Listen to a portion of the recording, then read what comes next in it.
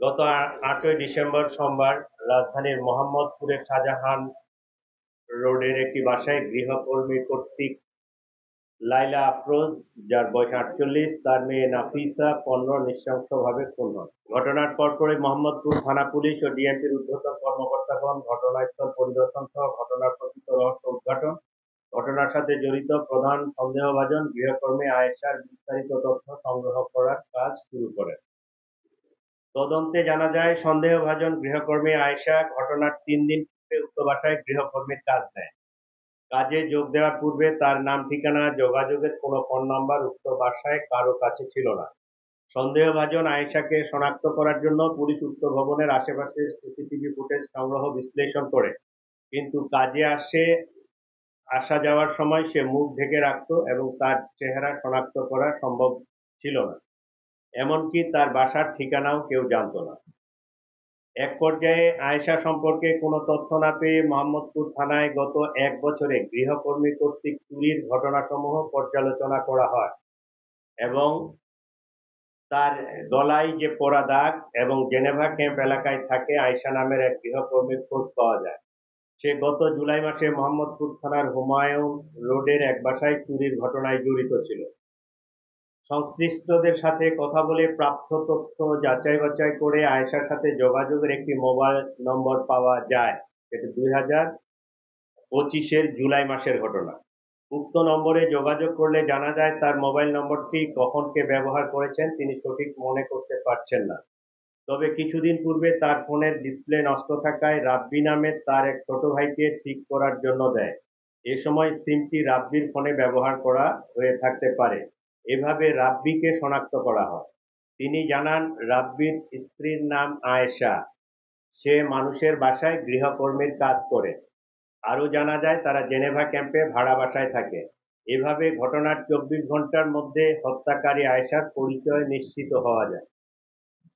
আয়েশাকে গ্রেফতার করার জন্য পুলিশ প্রথমে হেমায়েতপুর তার মায়ের বাসায় অভিযান পরিচালনা করে, কিন্তু তার মা জানান তারা রাত্রে বাসায় ছিল কিন্তু সকালবেলা বের হয়ে গেছে। আয়েশার মাকে নিয়ে পুলিশ রাব্বির মায়ের বাসাও যায়, কিন্তু সেখানেও তাদের পাওয়া যায়নি। তারা পুলিশকে জানায় আয়েশা ও রাব্বি বরিশালে গিয়ে থাকতে পারে।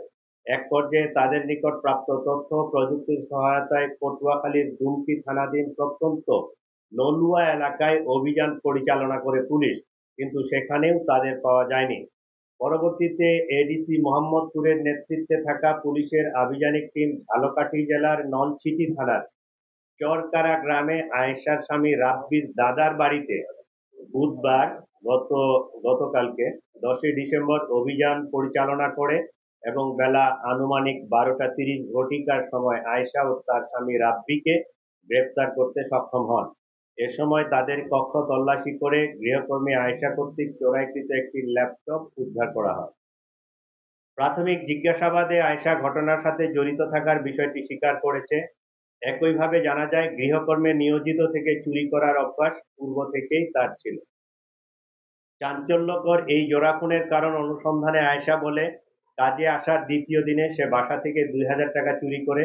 এ নিয়ে গৃহকর্ত্রী আয়েশাকে প্রশ্ন করলে তার সাথে গৃহকর্ত্রীর বাকবিতণ্ডা হয়। লাইলা আফরোজ আয়েশাকে পুলিশে দেওয়ার ভয় দেখান। চতুর্থ দিন কাজে আসার সময় আয়েশা বাসা থেকে একটি সুইচ গিয়ার চাকু নিয়ে আসে।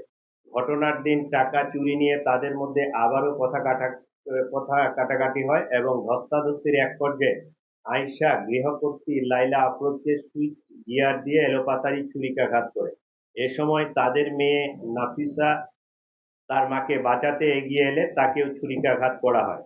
ছুরিকাঘাতের ফলে অতিরিক্ত রক্তক্ষরণে মা ও মেয়ে দুজনেই মারা যান বলে প্রাথমিকভাবে প্রতীয়মান। ঘটনার সময় আয়েশা নিজেও আহত হয় এবং রক্তমাখা কাপড়-চোপড় পাল্টিয়ে মেয়ে নাফিসার স্কুল ড্রেস পরে বাসা থেকে বের হয়ে যায়।